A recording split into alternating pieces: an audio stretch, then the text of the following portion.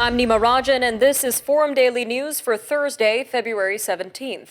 We begin our cast with an important meeting in Brussels between Defense Minister Anita Anand and NATO allies as tensions are spiking over Ukraine. Minister Anand says the Canadian Armed Forces is considering if it has the capacity to send reinforcements to bolster NATO's eastern flank. She notes that Canada is already leading a NATO battle group in Latvia. Ms. Anand wrapped up 2 days of NATO defense minister meetings in Brussels today, discussing responses to Russia's troop buildup along Ukraine's border. Turning to Ottawa now, where several city buses filled with police officers in yellow vests arrived this morning near Parliament Hill. This comes as police start to close in on anti-government protesters. Notices handed out yesterday warned protesters that the Emergencies Act gives police the power to seize vehicles and ban people from traveling within a certain area. The police action is happening as the House of Commons debates the use of the Emergencies Act. While the Conservatives and the Bloc Québécois say they will not support the motion, the NDP say they are prepared to support the Liberals in using the Emergencies Act. The debate will take place throughout the weekend in the House of Commons, and the vote on the motion will take place in the evening on Monday, February 21st. Saskatchewan Premier Scott Moe is also weighing in on the Emergencies Act, calling on all federal parties to allow a free vote in Parliament on the Act. He says MPs can still stop what he calls an abuse of power.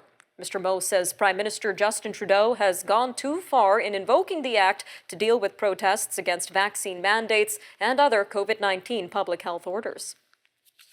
All right, this comes as Quebec City is giving more powers to its police force ahead of a protest planned this weekend against COVID-19 public health orders. Mayor Bruno Marchand says 2 new municipal regulations were adopted by the city. One new order gives police the power to control traffic, parking, and street closures in the city. The other reinstates a ban on outdoor cooking and consuming alcohol in parks and outdoor public spaces. A deeper look at the donations for the Ottawa protesters has found a large sum of contributions came from the U.S. This according to an Associated Press analysis of leaked donor files. It indicates about 44% of nearly $10 million in contributions originated in the U.S. Experts say in advance of the U.S. midterm elections, some Republicans think standing with the protesters will galvanize fundraising and voter turnout at home. Switching gears here to the inflation situation in Canada, a deputy Bank of Canada governor says the central bank still expects inflation to come down quickly in the second half of the year, despite hitting a more than 30-year high last month. But Timothy Lane said in a speech today in Calgary that inflation may once again prove more persistent than expected, and that the bank will use its tools forcefully if necessary. The comments came after Statistics Canada reported that the annual inflation rate in January rose to 5.1%. The Bank of Canada is expected to raise interest rates at its next scheduled announcement in 2 weeks. Ontario and British Columbia are preparing to lift more pandemic restrictions. Starting today, Ontario businesses that screen people for vaccination status, including restaurants, gyms, and movie theaters, can open without capacity limits. And social gatherings can include up to 50 people indoors and 100 outdoors. As the clock ticked to midnight overnight, BC has dropped capacity limits for restaurants, nightclubs, fitness centers, theaters, sporting events, and social gatherings. Some troubling news in Manitoba, as the Premier says a weekend house fire that killed 3 children on a northern First Nation should never have happened. Heather Stephenson visited the Pima-Chickamuck Cree Nation yesterday to extend her sympathies and support for the family. A Statistics Canada study found First Nations people living on reserves were 10 times more likely to die in a fire than non-Indigenous people. In the East Coast, power outages and school closures are being reported in parts of the Maritimes as another winter storm moves into the region. Environment Canada has issued wind warnings, rainfall warnings, and flash freeze warnings for almost all of Atlantic Canada. Gusts are expected to reach between 90 and 120 kilometers per hour between now and tomorrow night. And there are warnings that a flash freeze across the region could lead to widespread power outages tomorrow afternoon. Well, there is some good news for Team Canada as the women's hockey team wins gold at the Beijing Olympics. Canada reclaimed the Olympic title with today's 3-2 win over the defending champion USA. Tournament MVP Brianne Jenner says Canada is a hockey nation, and hopefully we've given everyone a reason to celebrate back home. All right, stay tuned. We'll be right back after the break with a look at Super Bowl ads and investing. That and, of course, more news from around the world only on Forum Daily News. So stay tuned. We'll be right back after a short break.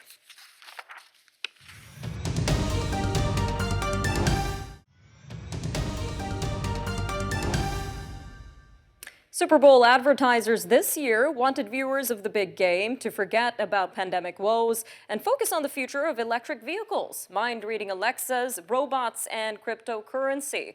Coming off the heels of the Super Bowl, it was clear to see that investment companies took up quite a bit of ad space for the iconic event, and they had plenty of people to advertise too.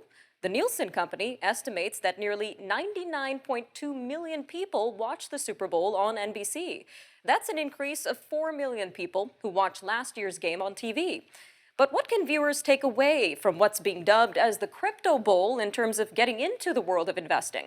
Well, joining us now to give us more insight is Brendan Caldwell, Director of Caldwell Securities Limited. Brendan, welcome back to Forum Daily. Always great to be here, Nima, especially with the Super Bowl hangover. Oh, yes, definitely, Brendan. Now, one of the main features that really kept coming up in these ads was that you have everything you need on your phone regarding investing. So what more can an investment advisor do for you?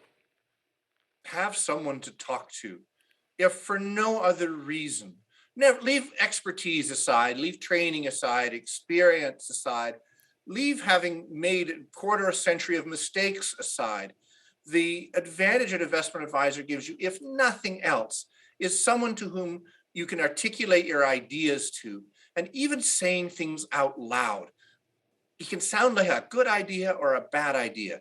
When you put them into actual words and communicate it with another human being, particularly one who knows something about the topic, you get a sense yourself whether what you're saying makes sense or whether it doesn't.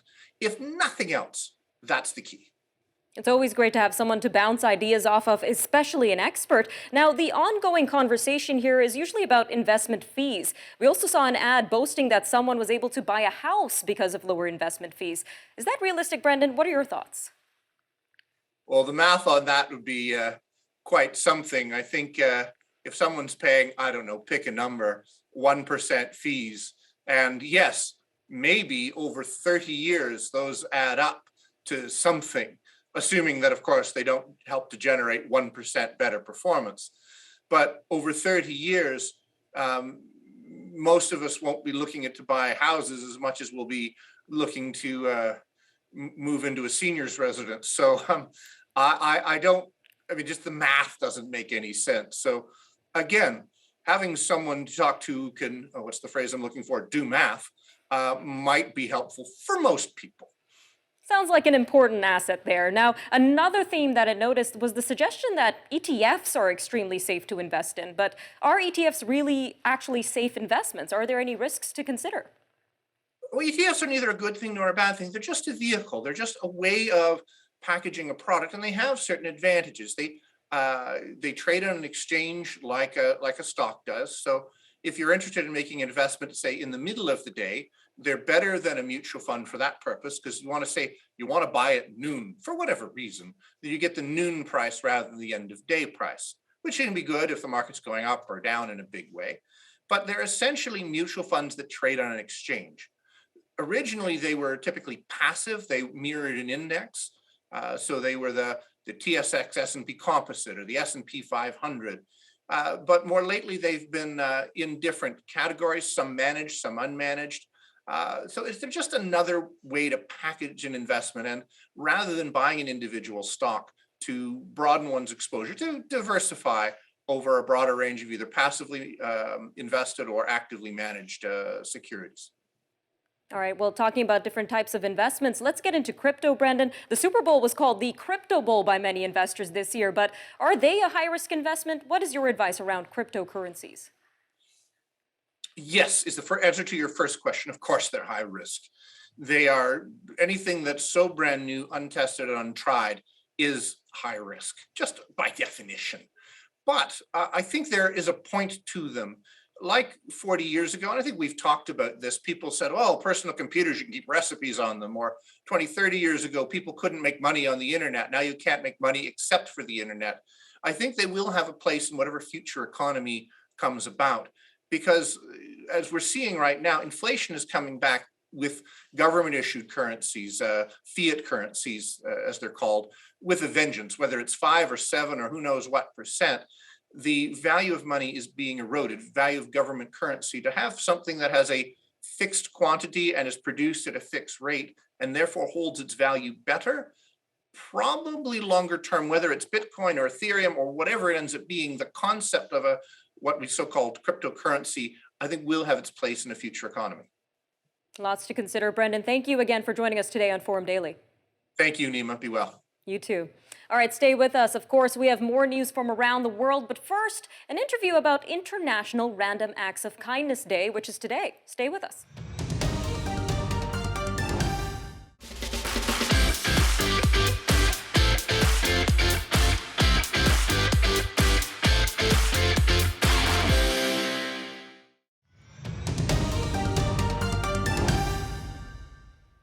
Throughout the week, people around the globe have been showing kindness toward each other.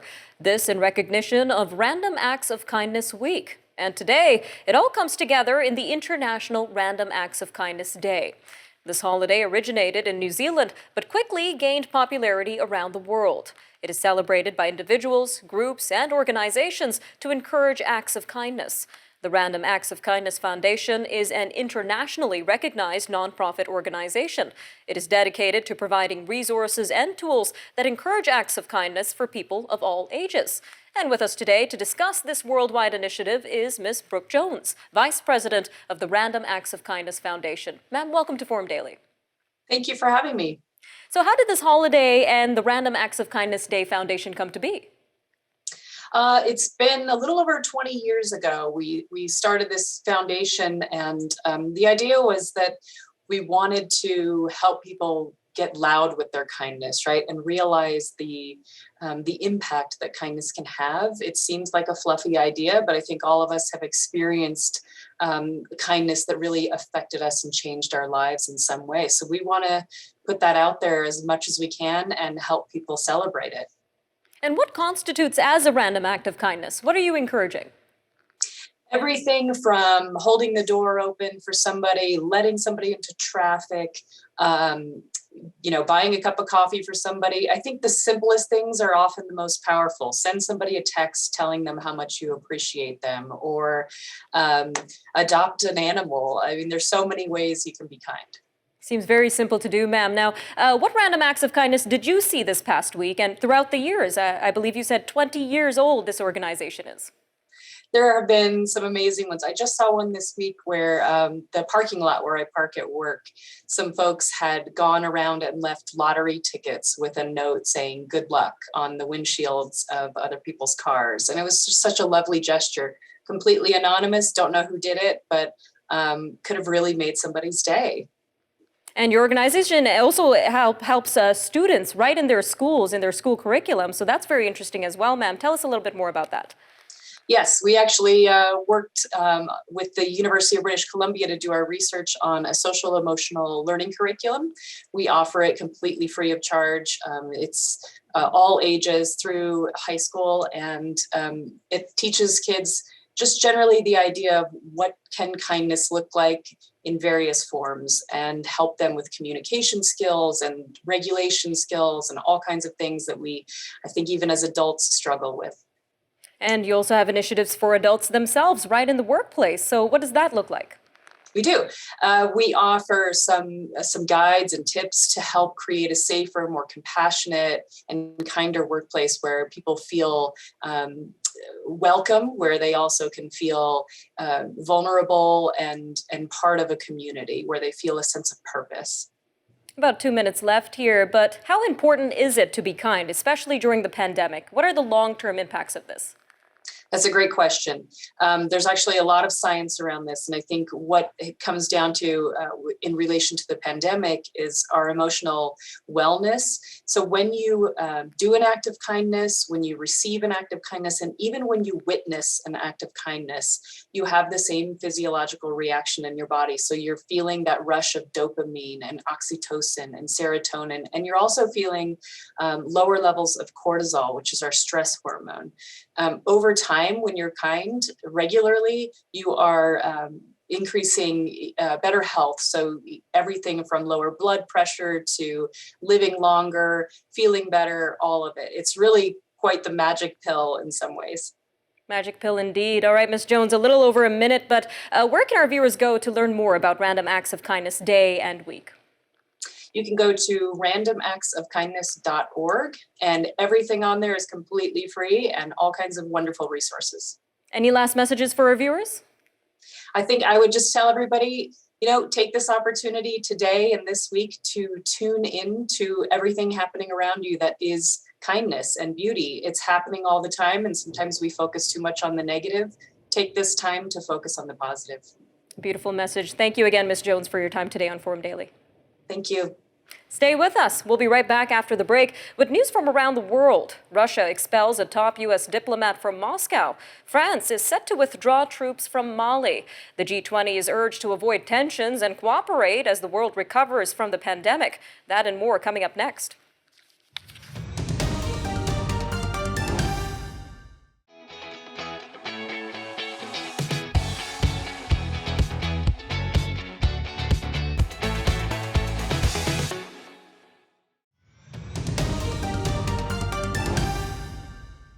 Tensions continue to rise amid the dispute over Ukraine as Russia expelled the deputy chief of the U.S. Embassy in Moscow. The move comes as NATO allies accuse Russia of misleading the world with disinformation. This by saying that it was returning some troops to bases. They charge that Moscow has instead added as many as 7,000 more troops near its border with Ukraine. Meanwhile, Ukrainian forces and separatist authorities in the Luhansk region of eastern Ukraine are accusing the other of a large-scale provocation. Each side accuses the other of intensive shelling along the line of contact in the east. Moving to Africa's Sahel region, which is losing major support from players in the fight against extremism in Mali. President Emmanuel Macron says France will withdraw its troops from the country after 9 years. But it will maintain a military presence in neighboring West African nations. Announcing the move Thursday in Paris, Mr. Macron accused Mali's ruling military junta of neglecting the fight against Islamic extremists. France has 4,300 troops in the Sahel region, including 2,400 in Mali. European leaders simultaneously announced today that troops from the European-led military task force will also withdraw from Mali. Ironically, Indonesia's president opened the G20 finance ministers meeting by urging countries to avoid tensions and cooperate in order to support recovery from the pandemic. Joko Widodo says the pandemic is far from over and the global economy is struggling. Deputy Prime Minister and Finance Minister Chrystia Freeland was expected to attend the meeting online. She and others will be discussing how to nurture a global economic recovery given challenges, including surging prices for food and energy. Some big moves in the Middle East. Kuwait's constitutional court has struck down a contentious law long used to criminalize transgender people. After weeks of deliberation and years of campaigning by human rights groups, the court ruled that the vague law policing people who dress and behave like the opposite sex was inconsistent with the Constitution's keenness to ensure and preserve personal freedom. Well, meanwhile, in Turkey, the central bank kept its key interest rate unchanged for a second consecutive month. This despite soaring inflation that has left many in the country struggling to purchase food and basic goods. The bank said on Thursday that it decided to keep its policy rate at 14%. Last month, it put its cutting rate policy on hold after reducing borrowing costs by 5 percentage points in September. The string of rate cuts triggered a currency crisis and sent consumer prices skyrocketing. Typically, central banks increase interest rates to fight surging inflation, which many have or are planning to do worldwide. Turning to Spain now, where the fishing minister calls the sinking of a Spanish vessel off Newfoundland the worst tragedy for the fishing fleet in 38 years. Canadian rescuers have called off the search for more victims of the early Tuesday tragedy, which was in icy and rough waters more than 350 kilometers east of St. John's.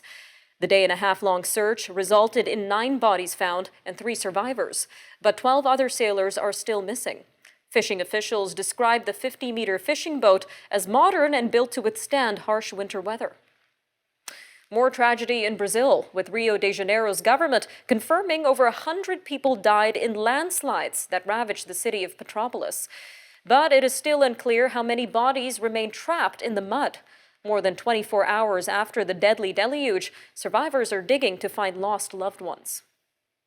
Meantime, Northern Europe is also recovering from a severe weather event, as meteorologists warn that the region could be battered by a series of storms over the coming days. This comes after strong winds swept across the region overnight and killed at least 5 people. The storm toppled trees, downed power lines, and caused widespread travel delays to rail and air traffic. Falling trees in Germany killed 2 motorists. 2 people also died in the Polish city of Krakow when a crane collapsed. All right, we end our cast on a sweet note. A giant Israeli strawberry is going into the Guinness World Record book a year after it was picked on a family farm. The berry of the Elan variety weighed 289 grams, which works out to 10.19 ounces, or more than half a pound. Shahi Ariel says the family kept the berry in the freezer for the past year as they waited for Guinness to confirm it as the heaviest on record. And as a result, it is no longer as pretty as it used to be. The previous record belonged to a strawberry from Japan that weighed 250 grams. So that's a big strawberry. All right, I'm Nima Rajan, and that'll do it for your look at national and international news for today. Remember, for more news on demand, you could always visit our website, thenewsforum.ca. All right, take care, Canada. We'll see you next time on Forum Daily News.